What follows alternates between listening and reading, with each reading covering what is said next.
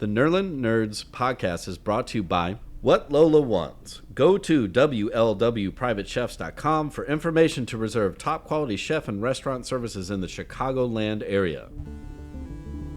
Pulpery Media presents Nerlin Nerds with your hosts, Brock and Ben. This is where we discuss the pop culture topics that interest us and those minor details that irritate us. You got no rhythm. How did you miss an open net there, Chief? Look at this. Well, so we go from fast food. Oh, we started right. Yeah. I'm kidding. Go ahead. We go from fast food into the big three. I like to call it the big three. Oh yeah, that's right. Yeah, before they moved into the chapel. Right. Yeah. But the argument begins with fast food, and he's peppering in. Now he's introducing other religions, but he doesn't really get into it. No. And then they. Before he does the big three though, like he introduces the song into the mix. Oh right, he introduces the Hollies in. He explains again. It's an iteration of an iteration and used 100% real life facts. Yeah.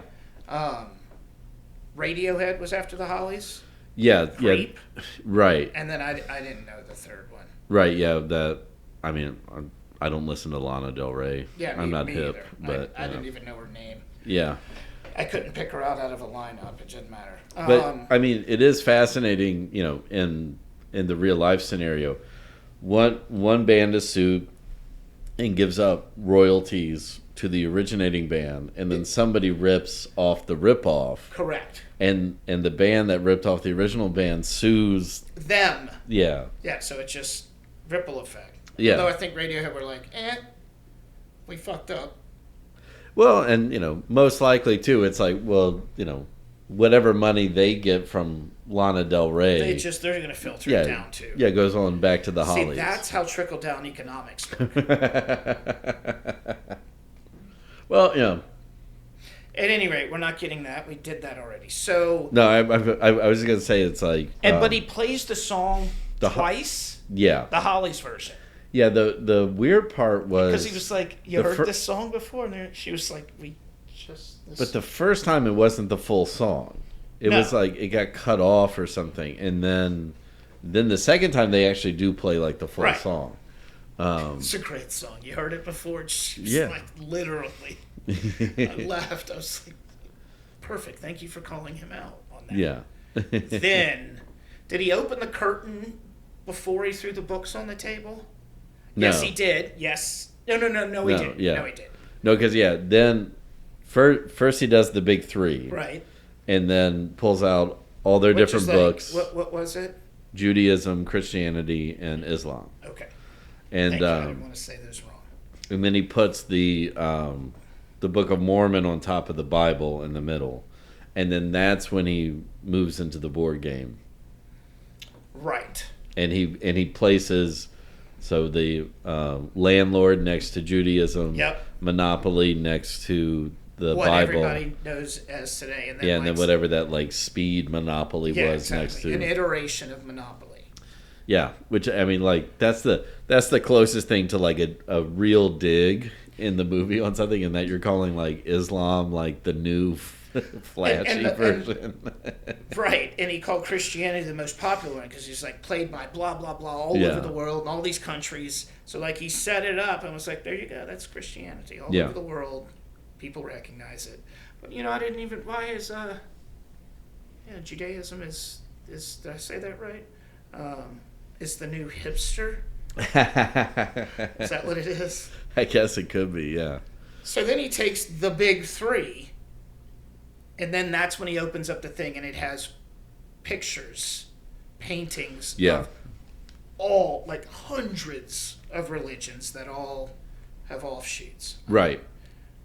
And Buddha, what's Ganesh? Is that the one with the arms? The one with the arms is Shiva. Ganesh is usually an elephant. Yeah. Okay. All right. But Hindu gods are always difficult. And I'm not. Those are just because I hate to say this because there's one that's there's Brahma, but it's like Brahma, even though sometimes it's like depicted almost like a Buddha-like thing, it's like it's not an actual like physical entity. It's just like goodwill is what Brahma is. It's a like, vibe.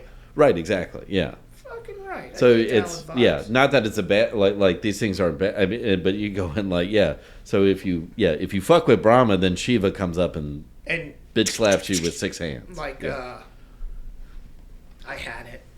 Are you thinking of the one from Mortal Kombat? Yeah, the boss. Gorgo? Yes, I was so close. Why I still know. I was going to say Grogu, but I knew that was wrong. No, yeah. That would have been great, though, too. So, yes. And it's funny because at this point, the movie clearly starts getting darker, and the girls know something's wrong. Like, they tried to get out of the front room. Right. And he was like, sorry, it's on a timer. I'm an old man. That's what I do. It won't open until Monday, the morning. Yeah. And walks away. And they are like, he says, but if you follow me through here, you could take the back of the house. Yeah. And they do it. Like, he leaves and they're like, what do we do? But they do it. Yeah. This motherfucking master manipulator. Well, and that so that's when they get it, and we didn't even mention the fact that room literally looked like a chapel. Yeah, it had the pulpit. Correct. Yeah. 2 doors on it, and then pews. Yeah, it was a legit. Well, and what I liked about that was, and of course, like it doesn't click until you get to the very end, but he's making. I mean, if you put it all together by the end, like that whole thing where he shows the paintings and talks about the Messiah character and all these different things, like the whole thing's a ruse, right? But which of course, like when the girls chime in, I'm sitting there going like, oh, like he's essentially making the same argument as a lot of people kind of go like, our religion's a sham because Jesus wasn't born in December. Going, well, yeah, but we all know they changed the.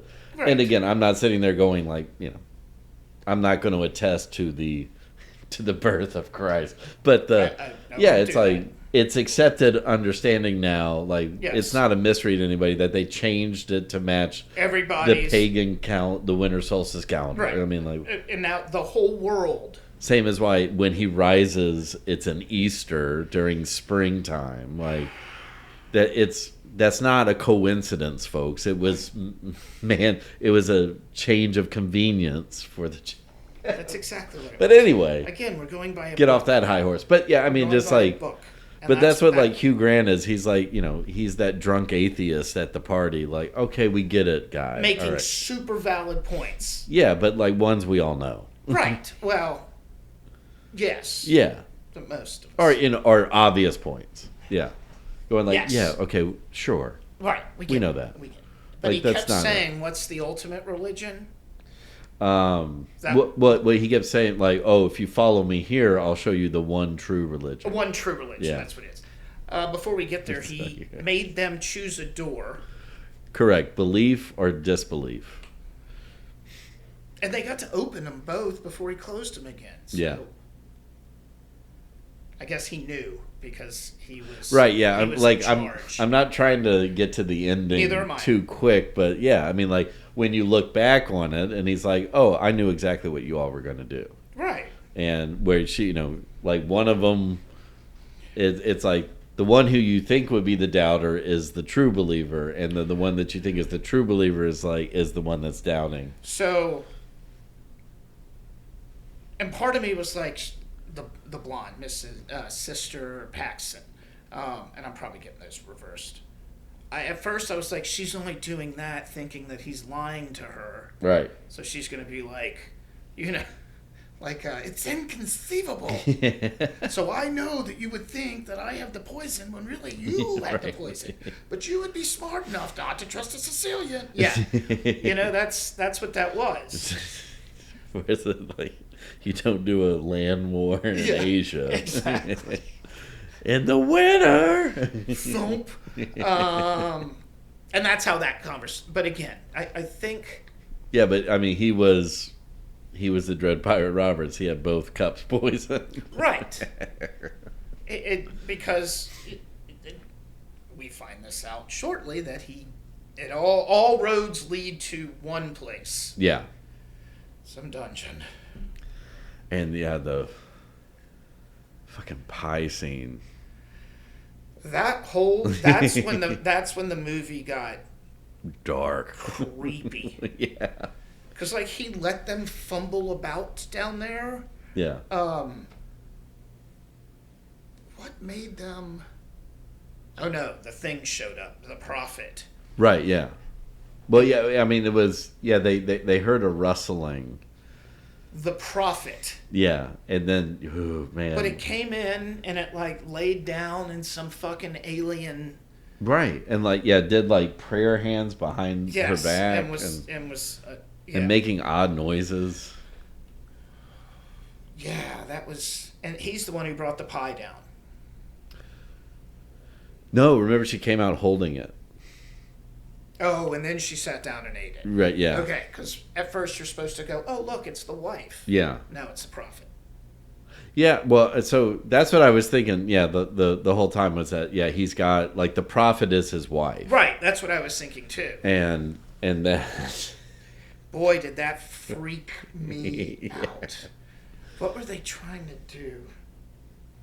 Like, at first they were trying to climb the thing. And then, right, and get out through a caged window. Yes. And this fucking... Yeah, and then, yeah, and so, yeah, the prophet comes out and he speaks to him through the cone. Remember, after creepily singing Creep by Radiohead? Oh, right, I forgot about that, because the Hollies were first and he's just showing you it's an iteration of an iteration of a... And then there's a spider, too, so, like... And then they still have that conversation, right? That's all before... Yeah, the prophet... and then prophet shows up and then he's announcing to them... what's going to happen. Yeah. And then the prophet eats the pie. Dies. Right. And then he has them check her vitals. What the fuck? Yeah. Which... I don't know what I'm doing. 2 fingers here. Lift her head up. Check her breath. She breathing? Yeah. No. I don't know if I could have done that. And again, there's like it's like the fold-up poker tables. Like when you think of Thanksgiving, it's like that's the kids' table. Like that's the table they had, which is why when they were standing on it, my only gripe is they were standing on this table. Yeah. But yeah, it was. They're not like 200 pounds like we like are. The little kids' table is what that was with. She came out with a drink too, a tray. No, she was just holding the pie. Holding the pie. Yeah. Okay. But and remember, and it looked like anybody in like a full veiled outfit like creeps me the fuck out. But she was also haggard. She was like the chick in the ring. Right, but yeah, you don't see that until she pulls back the veil to then eat the pie with her hand, and it's just grossly dripping down. Ugh. Fuck. Because then I was like, okay, now I don't know what the fuck we're doing. We were talking about religion up there. He's talking about this person's going to come back from the dead. Right. And I was just like, what the fuck are we doing? What are we doing? What? And that's when he walks down. No, because he's taking notes. That's right. He's interviewing them. Yeah, and he's writing down the time, and he's like doing all this. I'm thinking, well, why are you doing that? But then again... Yeah, because it was when she came back to... Well, so that's when the elder shows up. That's when Topher pops by. And right, because we forgot that, because this whole time, they should have been back running their pyramid scheme. So the elder's looking for him. Yeah. And Topher Grace knocks at the door. Yeah, which then pulls him away. They go and check. They run up the stairs. The following segment has been brought to you by Whatever Lola Wants. Go to WLWPrivateChefs.com for information to reserve top-quality chef and restaurant services in the Chicagoland area. The Nerlin Nerds podcast is a production of Pulpery Media, produced and edited by Ben Grimion, marketing by Brock Ryder, graphic design by Beck Ryder and Ben Grimion, Music by the Heisenberg Compensators.